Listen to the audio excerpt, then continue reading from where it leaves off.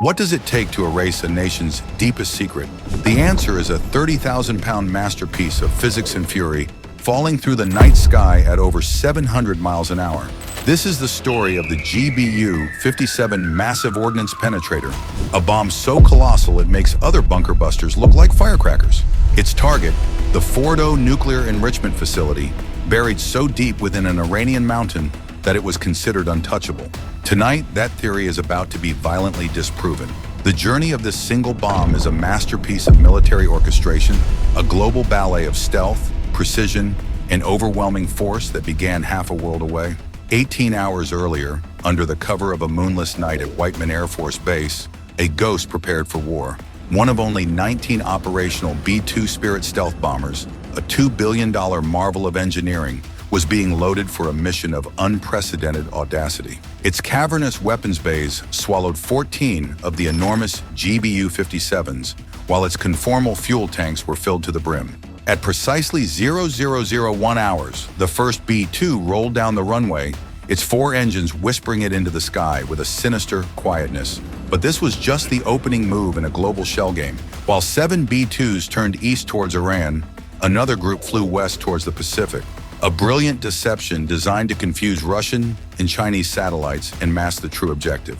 The Atlantic crossing was a marathon of precision and nerve. To cover the immense distance, the bombers would need to rendezvous with tanker aircraft multiple times. The first aerial refueling was a high-stakes ballet performed in the pitch black, a delicate dance of connecting a fueling probe to a boom while hurtling through the turbulence at 400 knots. One wrong move could mean aborting the entire mission. After over 15 hours of flight and multiple refuelings, the strike package neared Iraqi airspace. Here, the sky itself came to life to protect them. 4 F-22 Raptors, the world's premier air dominance fighters, materialized seemingly from nowhere to form a protective shield around the bombers.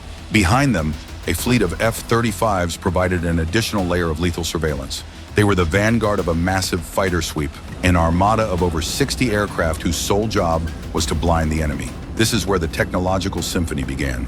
F-35s, acting as invisible scouts, used their advanced sensors to passively map every Iranian radar and air defense site. They passed this data instantly to waiting FA-18 Super Hornets and EA-18G Growler electronic attack jets. The Growlers unleashed a torrent of electronic noise, turning Iranian radar screens into useless mosaics of static and false targets.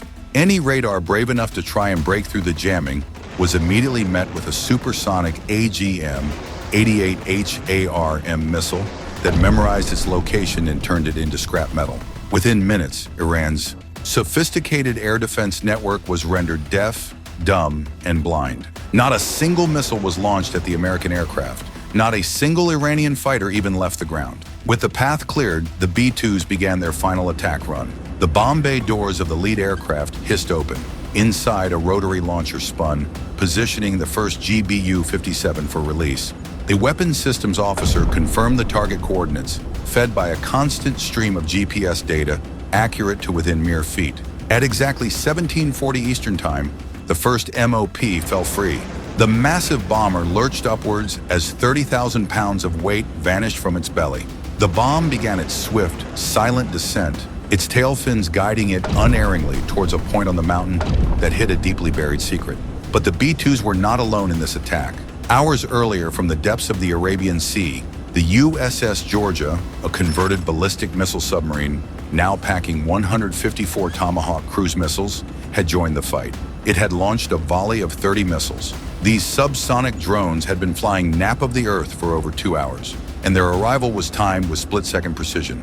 Just as the first MOP was impacting, the Tomahawks streaked in at treetop level. They bypassed the confused air defenses entirely, their advanced guidance systems comparing the terrain below to satellite maps. They struck administrative buildings, power stations, and above-ground facilities at the Natanz enrichment site, creating chaos and a toxic cloud that would render the area uninhabitable. Meanwhile, the first MOP struck the Fordo mountain. It didn't explode on impact. Instead, its hardened steel alloy nose, forged from the same material as tank armor, acted like a hypersonic drill bit. It punched through 200 feet of reinforced concrete and granite, a freight train of kinetic energy. Deep underground, a smart fuse counted the milliseconds before triggering its 5,300-pound warhead. The resulting explosion didn't just destroy, it vaporized everything in a massive cavity, sending catastrophic shockwaves through every tunnel and chamber. The remaining B-2s followed, each releasing their earth-shattering payloads on calculated intervals. The mountain shuddered under the overlapping concussions, its structural integrity failing catastrophically from within. In less than 25 minutes, it was over. The B-2s, their deadly work complete, turned for home, their sleek black forms bleeding back into the star-filled sky from which they came. Behind them, the once impenetrable mountains now glowed from within, like volcanoes waking from a long slumber. 3 of Iran's most critical nuclear facilities were not just damaged, they were transformed into burning, toxic ruins, their core infrastructure vaporized or entombed under millions of tons of collapsed rock. A nation's nuclear ambition, built over decades and at a cost of billions, was now just so much dust and echoes. The mission was a flawless, terrifying symphony of overwhelming force, a masterclass in perfect timing and technological domination. It was a multi-domain attack executed with chilling precision. Submarine-launched cruise missiles swarming in low to sow chaos. A fighter armada of 5th-generation jets electronically strangling every defense.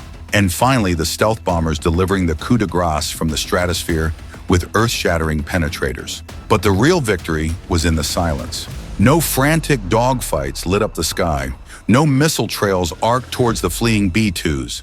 The Iranian military, one of the most formidable in the region, had been rendered a spectator to its own annihilation. Their multi-billion-dollar air defense network was left blind, deaf, and utterly paralyzed, its components either destroyed or too terrified to even switch on their radars. As the bombers began the long flight home, the first whispers of the cataclysm would be spreading through intelligence channels and diplomatic back channels. The world would soon be struggling to comprehend the scale of the devastation. The message, however, was unequivocal and written in the language of pure physics. No fortress is too deep, no program too secret, and no distance too far. In half an hour, a problem that had vexed 7 presidential administrations was solved not with decades of fraught diplomacy, but with the undeniable, devastating finality of American air power. The sky had spoken, and it had only one thing to say: never again.